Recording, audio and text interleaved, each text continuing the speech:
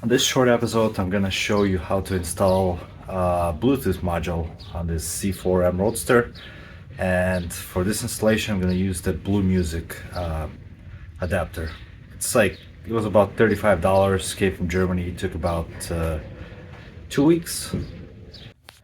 As I explained before, I had some people working on this car and things aren't exactly as tidy as they should be.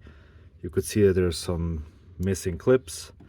This battery cover I removed myself because I had to disconnect the battery before doing this.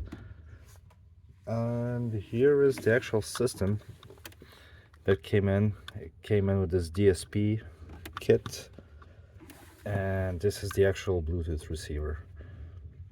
So from what I understand, I have a DSP unit. I know because I did a VIN search for all the options, and I know just by looking at the type of stereo that I have.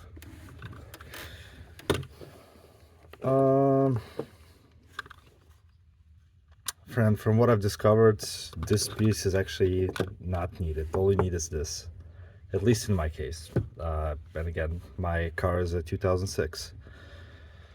So what we're gonna do first, we're gonna lift this carpet, and it's gonna be really easy in my case because somebody didn't put it back together properly.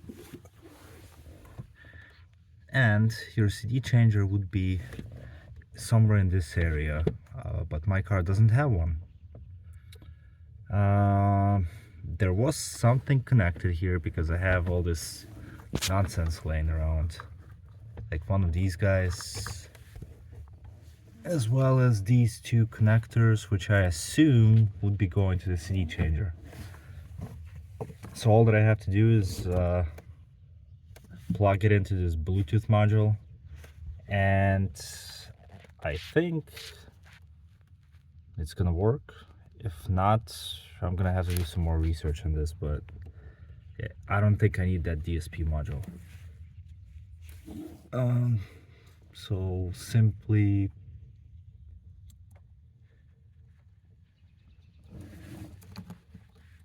connect these wires.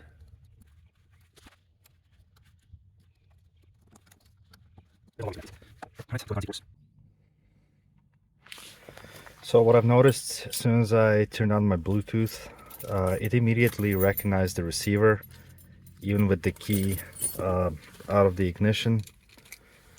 So that's a good sign. Let's see if you have some sound here.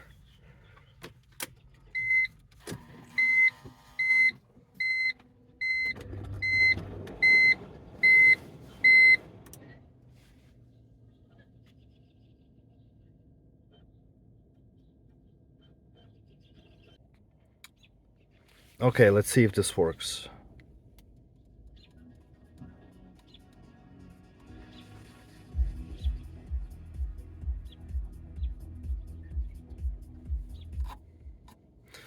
Alright, so looks like it works, and all I need to do is plug this basic module in. No need to connect the DSP dongle that I have.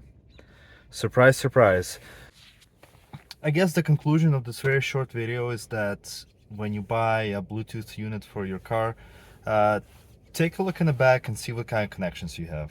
Even if you have DSP, like I do in my case, you may not need that third optical cable.